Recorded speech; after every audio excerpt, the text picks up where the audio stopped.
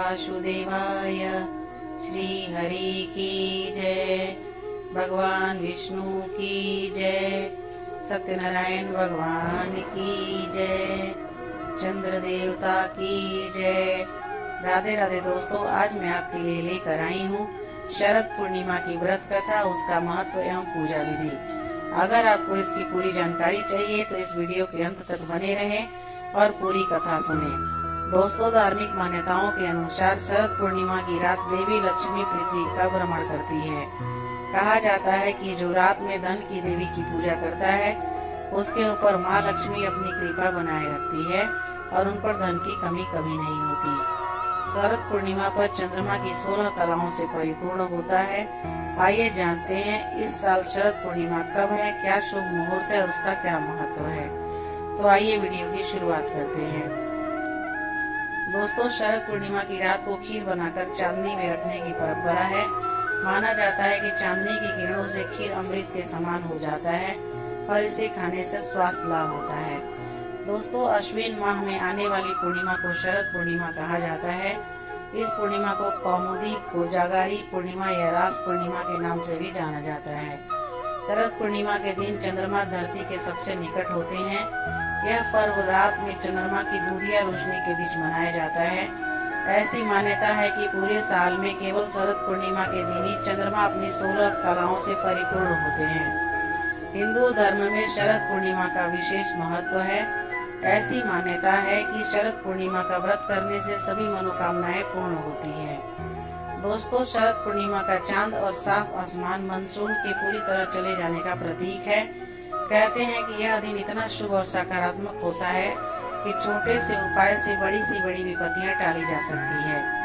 इस दिन प्रेमावतार भगवान श्री कृष्ण, धन की देवी माँ लक्ष्मी और 16 कलाओं वाले चंद्रमा की उपासना से अलग अलग वरदान प्राप्त किए जाते हैं। शरद पूर्णिमा पर चंद्रमा पृथ्वी के सबसे करीब होते हैं। इस दिन चांदनी सबसे चमकीली होती है। इस दिन चांद की चांदनी से अमृत बरसने की मान्यता होने की वजह से खीर तैयार करते हैं और उसे चंद्रमा की रोशनी में रख देते हैं ताकि चंद्रमा की दिव्य किरणों को इकट्ठा किया जा सके। अगले दिन इस खीर को प्रसाद के रूप में सभी के बीच में वितरित किया जाता है। दोस्तों, शरद पूर्णिमा के दिन सूर्योदय से पूर्व उठकर स्नान आदि करने के बाद व्रत का संकल्प लें। समस्त देवी देवताओं का आह्वान करें और वस्त्र, अक्षत, आसन, पुष्प, धूप, दीप, नैवेद्य, सुपारी व दक्षिणा आदि अर्पित करने के बाद पूजा करें। संध्या काल में दूध की खीर में घी मिलाकर अर्धरात्रि के समय भगवान को भोग लगाना चाहिए। रात्रि के समय चंद्रमा के उदय होने के बाद चंद्रदेव की पूजा करें और खीर का नैवेद्य अर्पित करें। रात में खीर से भरे बर्तन को चंद्रमा की अमृत समान चांदी में रखना चाहिए और अगले दिन सुबह प्रसाद के रूप में सबको बांटना चाहिए। इस दिन भगवान शिव, माता पार्वती और भगवान कार्तिकेय की पूजा भी करनी चाहिए। दोस्तों, शरद पूर्णिमा के दिन व्रत करना फलदायी सिद्ध होता है। ऐसी मान्यता है कि भगवान श्री कृष्ण चंद्रमा के सभी 16 कलाओं से युक्त थे। माना जाता है कि इस पूर्णिमा के दिन चंद्रमा से निकलने वाली किरणें चमत्कारी गुणों से परिपूर्ण होती है। नवविवाहित महिलाओं द्वारा किए जाने वाले पूर्णिमा की शुरुआत शरद पूर्णिमा के त्योहारों से होती है, तो यह शुभ माना जाता है। इस दिन धन की देवी माता लक्ष्मी की भी पूजा की जाती है। मान्यताओं के अनुसार शरद पूर्णिमा का व्रत रखने के बाद पूर्ण रात्रि देवी लक्ष्मी की पूजा करने से व्यक्ति के जीवन से धन समस्याओं का अंत होता है और धन तथा वैभव की प्राप्ति होती है। दोस्तों, एक पौराणिक कथा के अनुसार एक साहूकार की दोनों बेटियां हर पूर्णिमा को व्रत किया करती थी। इन दोनों बेटियों में बड़ी बेटी पूर्णिमा का व्रत पूरे विधि विधान से और पूरा व्रत करती थी। वही छोटी बेटी व्रत तो करती थी लेकिन नियमों के आडंबर मानकर उनको अनदेखा करती थी। विवाह योग्य होने पर साहूकार ने अपनी दोनों बेटियों का विवाह कर दिया। बड़ी बेटी के घर समय पर स्वस्थ संतान जन्म हुआ। संतान का जन्म छोटी बेटी के घर में भी हुआ, लेकिन उसकी संतान पैदा होते ही दम तोड़ देती थी। 2-3 बार ऐसा होने पर उसने एक ब्राह्मण को बुलाकर अपनी व्यथा कही और धार्मिक उपाय पूछा। उसकी सारी बात सुनकर और कुछ प्रश्न पूछे जाने के बाद ब्राह्मण ने उनसे कहा कि तुम पूर्णिमा का अधूरा व्रत करती हो, इस कारण तुम्हारा व्रत फलित नहीं होता और तुम्हें अधूरे व्रत का दोष लगता है। ब्राह्मण की बात सुनकर छोटी बेटी ने पूर्णिमा व्रत पूरे विधि विधान से करने का निर्णय लिया। लेकिन पूर्णिमा आने से पहले ही उसने एक बेटे को जन्म दिया। जन्म लेते ही बेटे की मृत्यु हो गई। इस पर उसने अपने बेटे के शव को एक पीढ़े पर रख दिया और उस पर एक कपड़ा इस तरह ढक दिया कि किसी को पता न लगे। फिर उसने अपनी बड़ी बहन को बुलाया और बैठने के लिए वही पीढ़ा दे दिया। जैसे ही बड़ी बहन उस पीढ़ा पर बैठने लगी, उसके लहंगे के किनारे बच्चे को छू गई और वह जीवित होकर तुरंत रोने लगा। इस पर बड़ी बहन पहले तो डर गई और फिर छोटी बहन पर क्रोधित होकर उसे डांटने लगी कि क्या तुम मुझे इस बच्चे की हत्या का दोष और कलंक लगाना चाहती हो? मेरे बैठने से यह बच्चा मर जाता तो? इस पर छोटी बहन ने उत्तर दिया कि यह बच्चा मरा हुआ तो पहले से ही था दीदी, तुम्हारे तप और स्पर्श के कारण यह जीवित हो गया। पूर्णिमा के दिन जो तुम व्रत और तप करती हो, उसके कारण तुम दिव्य तेज से परिपूर्ण और पवित्र हो गई हो।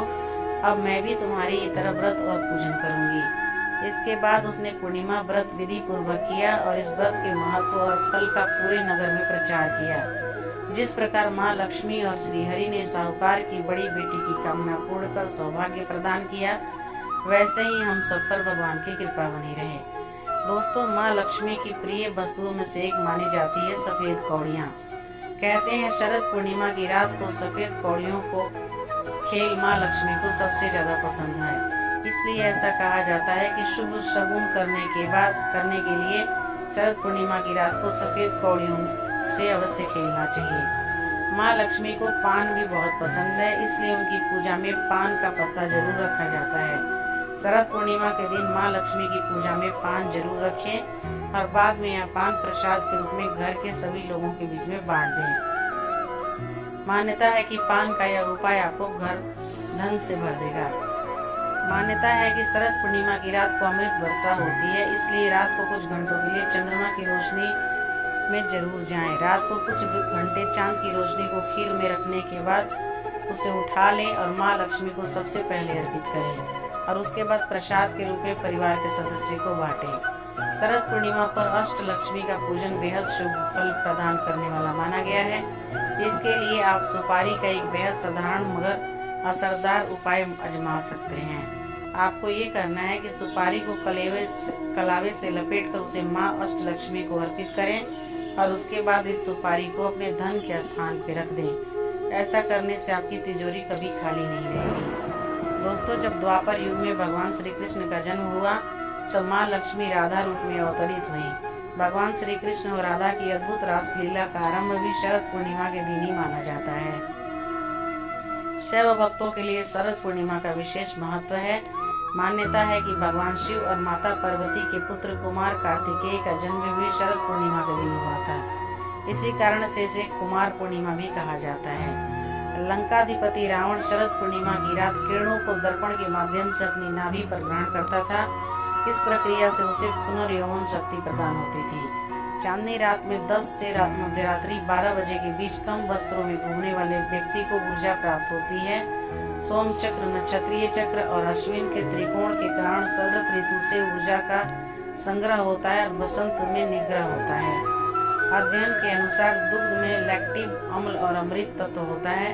यह तत्व किरणों से अधिक मात्रा में शक्ति का शोषण करता है। चावल में स्टार्च होने के कारण यह प्रक्रिया और आसान हो जाती है।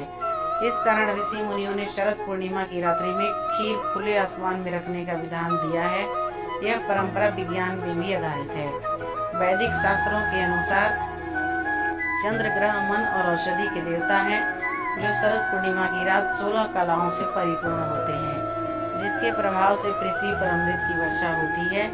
इस खास दिन चांद की रोशनी में दूध की खीर रखने से उसमें मौजूद विषाणु खत्म हो जाते हैं और इससे खीर शुद्ध हो जाती है, जिसे प्रसाद के रूप में खाया जा सकता है।